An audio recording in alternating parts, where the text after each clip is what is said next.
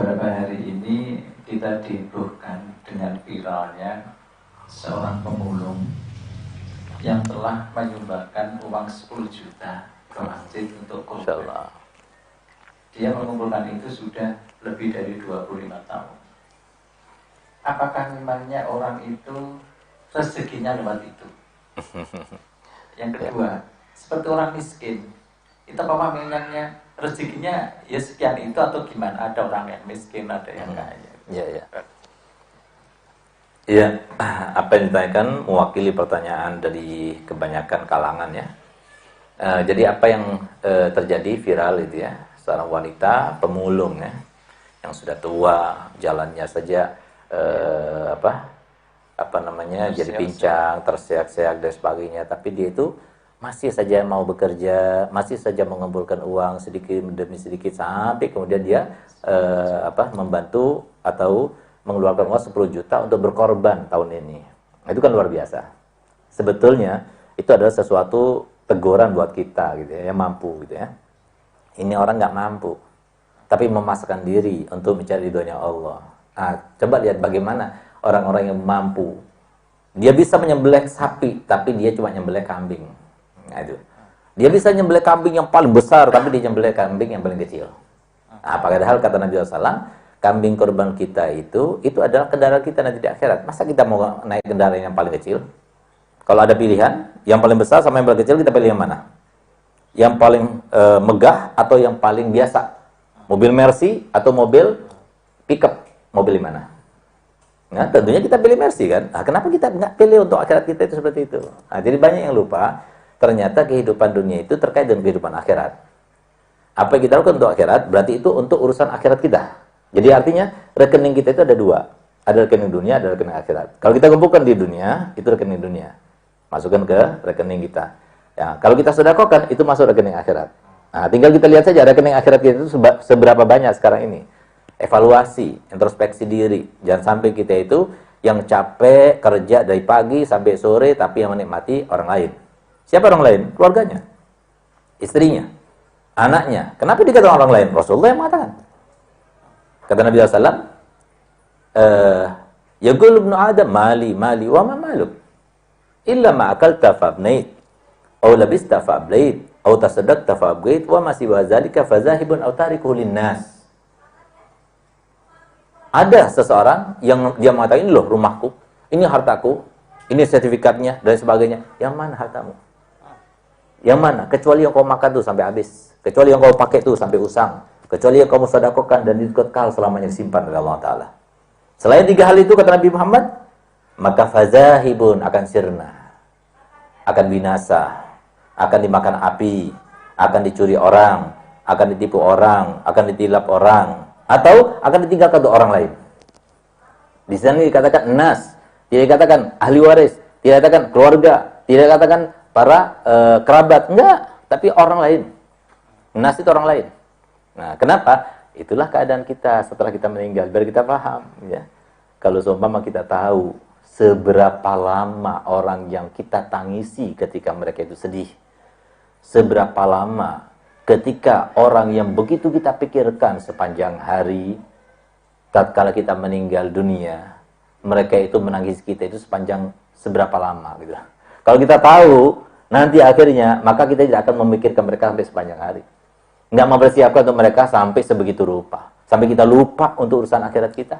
Sampai kita lupa jariah kita. Padahal yang nanti bersambung dengan kita setelah kita meninggal, kecuali jariah kita. Kalau kita punya jariah, sudah selesai, sudah. Apa yang mau diandalkan? Ya udah nggak ada lagi. Idza mata ibnu Adam inqata min amalih. Jika seorang Bani Adam meninggal, sudah selesai, sudah amalnya. Illa min salas, kecuali 3 hal. Apa itu? Sedekah jariyah. Ada enggak sedekah jariyah? Ilmu yuntafa bihi. Ilmu yang bermanfaat itu untuk ulama itu. Au waladun sholihun yatulahu, anak soleh yang mendoakan dia. Itu cuma 3 yang akan bermanfaat untuk kita setelah kita meninggal. Tapi kalau kita nggak punya 3 hal ini, habis, selesai sudah. Nah, oleh karena itu, maka di sini kita harus paham ya, bahwasanya memang rezeki itu seperti yang saya utarakan, itu yang bermanfaat tapi yang diridhoi oleh Allah. Seperti tadi itu, Masya Allah. Dia nggak malu untuk dia itu mencari barang-barang rongsokan dan sebagainya ya, untuk jadi pemulung, dia nggak malu.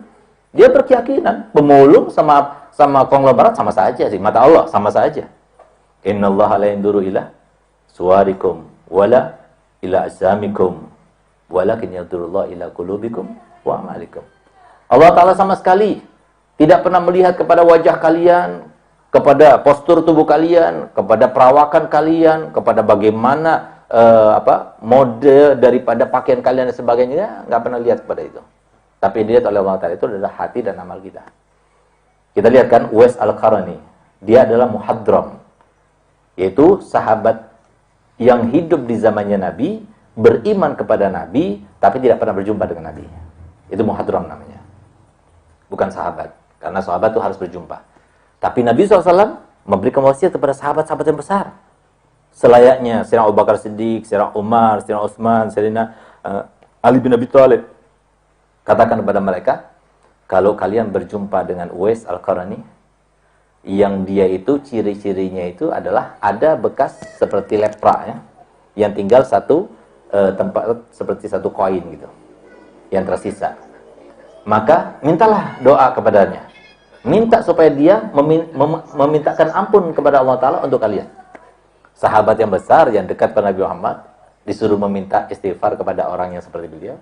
Siapa dia? Sampai Nabi Muhammad tahu. Di sinilah makanya kita katakan, yang banyak terlaksana di dunia ini adalah sesuatu yang gaib. Ya, jangan kita katakan bahwasanya apa yang kita lakukan tidak sampai pada Allah. Jangan kita katakan bahwasanya apa yang dilakukan tidak sampai diketahui oleh Nabi Muhammad. Sampai. Setiap hari Kamis, ya, kemarin tuh 2 hari lalu, itu semua amal kita disampaikan kepada Nabi Muhammad sebelum dilaporkan pada Allah setiap minggunya. 1 minggu ini apa yang kita lakukan disampaikan secara terperinci. Fulan bin Fulan, umatmu begini, begini, begini, begini. Kalau ada yang baik, diangkat tangannya. Gembira dia, bahagia, tersenyum karenanya. Tapi kalau ada yang tidak baik, diangkat tangannya memintakan ampun untuk kita. Itulah Nabi kita Muhammad SAW. Jadi beliau tahu. Oleh karenanya, coba lihat bagaimana ini. Siapa yang memberitahu kepada Nabi Muhammad terkait dengan Uwais Al-Qarani? Allah SWT yang menyampaikan melalui malaikat Jibril. Dia adalah seseorang yang di kampungnya itu tidak dianggap orang, tidak dihargai, bahkan dikatakan orang gila. Makannya itu dia cari-cari tempat sampah. Coba lihat, pantas tidak? Mau kita? Mau makan cari-cari sampah? Mau dekat sama saja kita malu dari sombongnya kita. Apalagi sampai mau jadi tukang pemulung gitu ya. Nah ini salah satu contoh, Masya Allah, luar biasa. Pemulung, tapi dia tidak merasa bahwasanya pekerjaannya itu tidak mencegahnya untuk kita mau mendekat diri pada Allah Ta'ala dan berkorban dengan susah payah. Bagaimana dengan orang yang sudah punya harta melimpah? Kok nggak mau berkorban dengan sapi? Kok nggak mau berkorban dengan yang terbaik? Cari, kalau kita mampu, cari kambing yang paling besar, yang paling gemuk, yang paling bagus, yang paling sehat, gitu. Harusnya seperti itu. Kalau bisa kita beli dengan sapi, korban dengan sapi, gitu. Dan insya Allah Allah akan menggantinya, akan memberkati hartanya, gitu ya. Jadi seperti itu. Oleh karena itu maka hendaknya jangan pernah meremehkan orang lain karena suatu pekerjaan, karena pekerjaan itu selama itu halal, ya, itu mulia di sisi Allah. Ya, yang namanya job, ya, itu perbedaan atau status sosialnya itu sama sekali tidak menentukan dalam pandangan mata Allah, tidak menentukan. Iya, di dalam pandangan kita menentukan, tapi di dalam pandangan Allah tidak menentukan. Oleh karena itu, maka jangan pernah lihat orang lain dengan pekerjaannya. Allah Ta'ala melalui lisan mulia Nabi kita Muhammad SAW telah menyampaikan kepada kita, Inna Allah ahfa thalasan fi thalasin. Allah Ta'ala itu menyembunyikan 3 hal dan 3 hal. Apa yang disembunyikan Allah Ta'ala? Ahfa ridahu fi ta'atih. Allah menyembunyikan ridhonya dalam ketaatannya. Tidak disebutkan oleh Nabi SAW. Ketaatan yang mana? Apakah yang mengandung pahala yang besar atau pahala yang kecil? Walaupun pahala yang kecil, bisa jadi situ ada ridho Allah. Wa akhfa maktahu fi maksiyatih. Dan Allah juga menyimpan murkanya di dalam maksiatnya. Nggak disebutkan Allah Ta'ala. Apakah yang mengandung dosa besar atau dosa kecil? Nggak disebutkan. Nah, bisa jadi dosa kecil itu mengandung di situ, tersirat di dalamnya itu murkanya Allah Ta'ala. Wa ahfa waliyau fi ibadih. Dan Allah menyimpan dan menyembunyikan walinya, kekasihnya di antara hambanya. Hambanya mana? Yang kaya? Enggak. Yang miskin? Enggak juga. Tapi terserah Allah yang mana. Tapi yang pasti adalah Allah sembunyikan yang semacam itu. Bisa jadi pemulung tapi wali Allah. Bisa jadi tukang sampah tapi wali Allah. Bisa jadi pekerjaannya rendah tapi dia itu seorang wali Allah. Bisa jadi berdasi tapi wali Allah. Bisa jadi duduk di parlemen tapi wali Allah. Bisa jadi seorang yang pejabat tapi wali Allah. Kita nggak tahu gitu. Oleh karenanya jadi jangan pernah merendahkan orang lain karena status sosialnya. Ya. Apalagi pertanyaan yang kedua tadi yang terkait dengan pemulung tadi? Miskin dan kaya. Apakah rezekinya? Ya. Jadi rezeki itu Allah yang menentukan ya. Sebagaimana Nabi SAW telah bersabda, Inna ma'anal ghasim, wallahul mu'ti. Aku ini cuma bagi-bagikan, Allah yang memberikan. Jadi sebenarnya Allah yang memberikan. Satu keluarga atau berupa 5 saudara misalnya, itu lain-lain rezekinya. Ada yang kaya, ada yang miskin, ada yang sangat miskin, ada yang sederhana, ada yang sangat kaya. Ya kan? Kenapa kok sampai berbeda-beda status sosialnya? Apakah ada orang tua kiranya yang mereka itu rela untuk membagi-bagi atau rela berlainan nasib anaknya? Saya tidak yakin. Setiap orang tua pasti menginginkan semuanya sama. Sama-sama kayanya, sama-sama sejahteranya, sama-sama bahagianya, sama-sama senangnya, sama-sama gembiranya. Ya kan? Sama-sama mudahnya dapat rezeki. Tapi kenyataannya bagaimana? Kenyataannya nggak seperti yang diharapkan orang tua kan. Kenapa? Allah yang menentukan. Untuk apa? Cobaan bagi dia. Yang kaya dicoba dengan kekayaannya, bersyukur atau tidak. Yang miskin dicoba oleh Allah Ta'ala dengan kemiskinannya, bersabar atau tidak. Yang sederhana dicoba dengan Allah Ta'ala dengan sederhananya, semuanya dicoba. Cuma kalau kita itu mempunyai ilmu yang bersumber daripada Nabi Muhammad SAW, kita itu bisa menjalaninya itu dengan enjoy. Karena apapun yang kita alami, yang kita dapatkan, maka itu merupakan sebuah ujian daripada Allah Ta'ala untuk bagaimana kita itu menggunakannya. Nah itu. Oleh karenanya, kata Nabi SAW, kam min talibin walaysa bi'akilih.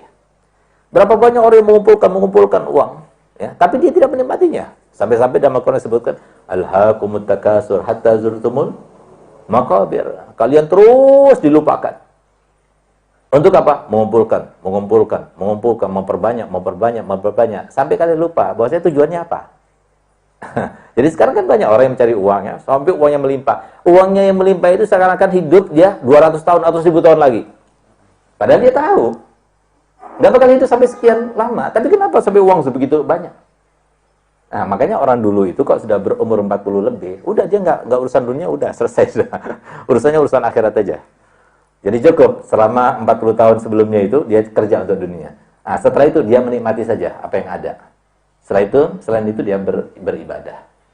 Tapi di Indonesia ya nggak tahu karena memang kurang sejahtera atau gimana. Jadi 40 tahun masih kerja juga gitu.